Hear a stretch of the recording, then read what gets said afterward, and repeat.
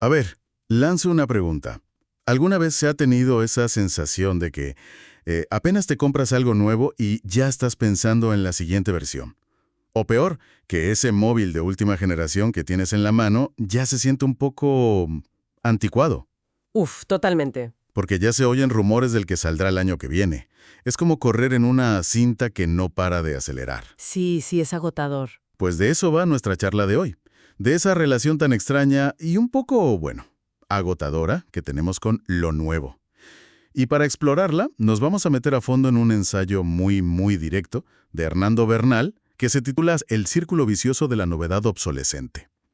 La idea es intentar entender por qué esta manía, esta obsesión por querer siempre lo último, pues lejos de hacernos más felices, podría ser justo lo contrario. Podría ser la causa de nuestro malestar. Exacto, una fuente constante de malestar. Es un punto de partida perfecto, la verdad, porque para entender el argumento de Bernal, primero hay que aceptar una idea que a menudo se nos pasa.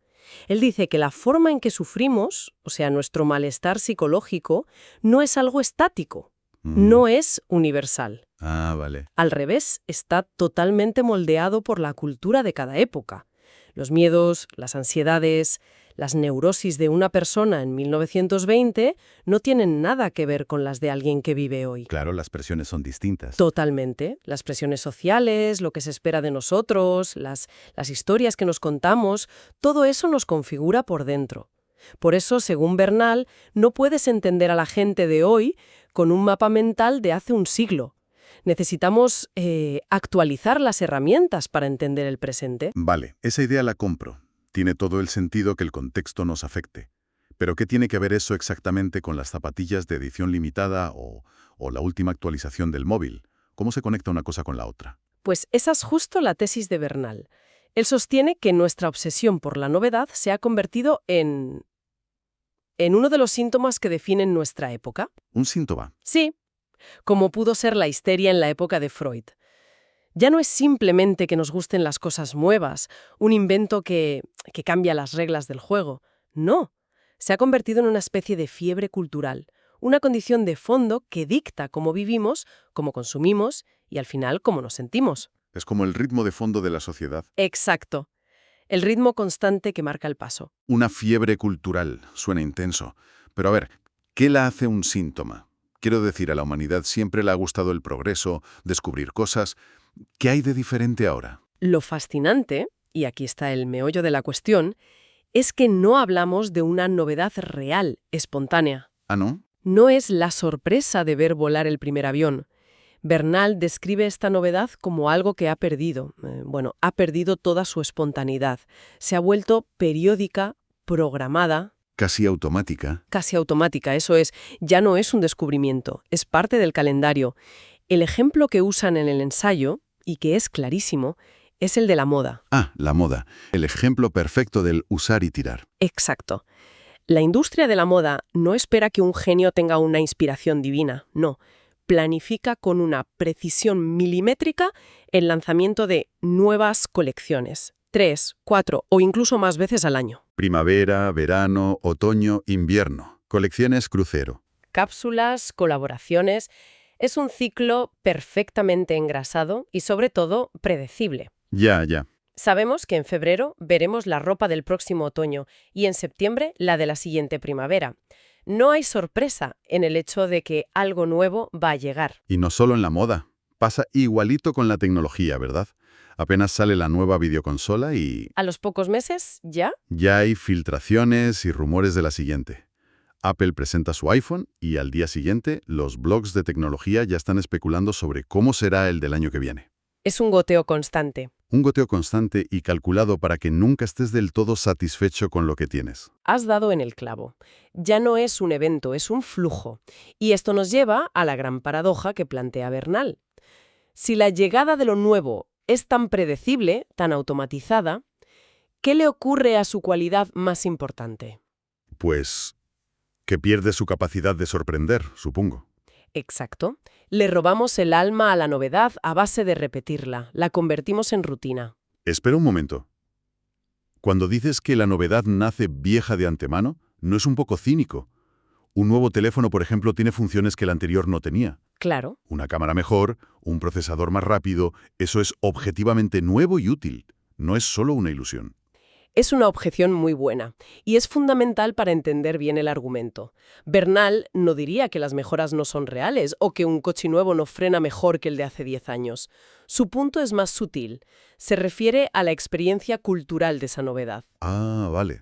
La experiencia. Esa experiencia ya está devaluada desde el principio porque el propio sistema nos ha entrenado para saber que en 12 meses ese teléfono será el viejo.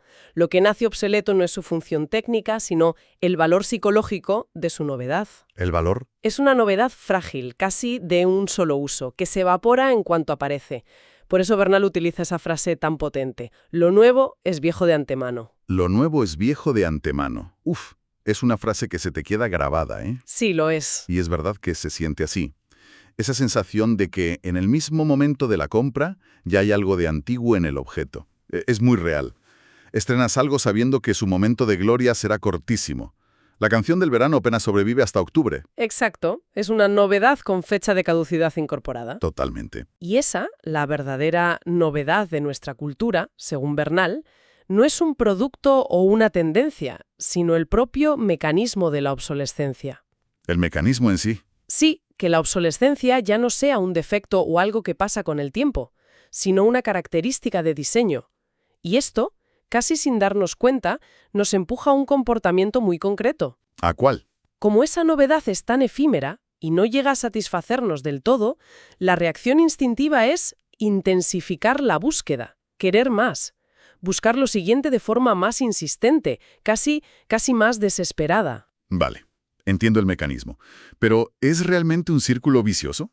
A la gente le gusta estrenar cosas, tener lo último. ¿No podría ser simplemente un pasatiempo inofensivo en lugar de algo que nos causa malestar? Mucha gente lo disfruta. Es una pregunta lógica. Y sí, se podría ver como un simple hobby, claro.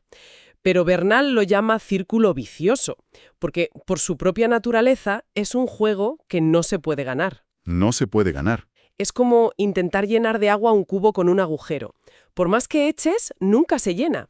La satisfacción que produce es tan fugaz que te deja con más ganas que antes. No es un ciclo que se cierra y te deja en paz. Es una espiral que exige cada vez más. Más atención, más dinero. Más energía. La presión por estar al día, por no quedarse atrás, por tener lo que hay que tener, aumenta constantemente. Y esa exigencia creciente es lo que, según él, genera el malestar. Es como intentar saciar la sed con agua salada. Buena analogía. Cuanta más bebes, más sed tienes. Y esa presión es real. Ves a todo el mundo con las últimas zapatillas y sientes que las tuyas, que tienen 6 meses, son del Pleistoceno. Aunque funcionen perfectamente. Aunque funcionen perfectamente. Totalmente. Y esa presión constante, esa carrera sin meta, pues tiene un coste psicológico. La respuesta que da Bernal es directa. Este círculo vicioso, al no ofrecer nunca una satisfacción duradera, genera inevitablemente un mayor malestar en las personas. Es una fuente de ansiedad, de frustración. De un vacío. De una sensación de vacío que nunca se termina de llenar. Me siento totalmente identificada con lo que decías antes. Abres el armario y ves ropa que te pusiste 2 veces. Ya. En su momento, comprarla se sintió como una pequeña victoria, una novedad. Ahora es solo un montón de tela. Es exactamente ese vacío del que habla Bernal. Y para rematar el argumento, el autor utiliza una metáfora final que es demoledora. Sí, para cerrar su análisis, describe este síntoma de la sociedad de consumo no solo como un círculo vicioso, sino como un círculo vicioso glotón. Glotón. Es una palabra con muchísima carga, ¿eh? ¿No estaremos patologizando un comportamiento de consumo que es, al fin y al cabo, el motor de nuestra economía? Quiero decir, ¿es un problema individual o es un problema del sistema que nos empuja a ello? Esa es la gran pregunta. Y creo que Bernal diría que son las dos caras de la misma moneda. Él se centra en el síntoma, en el malestar que produce en el individuo porque su campo es la psicología. Pero, por supuesto, ese síntoma no surge de la nada. Claro. Responde a una estructura económica que necesita ese apetito constante para funcionar. La palabra glotón es clave, porque distingue el deseo sano de la voracidad. Vale. La glotonería es el deseo insaciable, el consumir por consumir, mucho más allá de la necesidad o incluso del placer real. Es un apetito descontrolado por una novedad que, como ya hemos visto, nace muerta. y que es incapaz de satisfacer. Y esa glotonería, concluye Bernal, es la fuente directa de gran parte de nuestro malestar contemporáneo. No es un efecto secundario, Es la causa. es la causa. ¿Qué análisis más potente? Si lo resumo, lo que hemos desgranado del texto de Bernal es un viaje muy claro. Empezamos con la idea de que el sufrimiento psicológico cambia con la época. Luego vimos que la obsesión por lo nuevo es un síntoma clave de la nuestra. Ajá. La gran paradoja es que esa novedad programada nace ya obsoleta, es vieja de antemano. Exacto. Y eso nos mete de cabeza en un círculo vicioso glotón que, en vez de darnos felicidad, nos genera ansiedad y un vacío constante. La verdad es que te obliga a mirar de otra manera el próximo anuncio que veas, las tendencias que sigues y, sobre todo, tus propios impulsos de compra. Te replanteas muchas cosas. Te hace preguntarte si de verdad quieres algo nuevo o si solo estás corriendo en la cinta para no quedarte atrás. Absolutamente. Y si me permites, para cerrar, me gustaría dejar una pregunta en el aire. Adelante. Es algo que se deriva en el análisis de Bernal, pero que nos lleva un paso más allá. Si aceptamos su argumento de que la novedad se ha convertido en una forma de repetición predecible, en un ritual sin alma, ¿Vale? ¿dónde queda entonces el espacio para el auténtico descubrimiento, para la sorpresa genuina en nuestra cultura? Si todo lo nuevo está programado y empaquetado, ¿cómo podemos encontrar lo inesperado, lo que de verdad nos sacuda y nos transforme?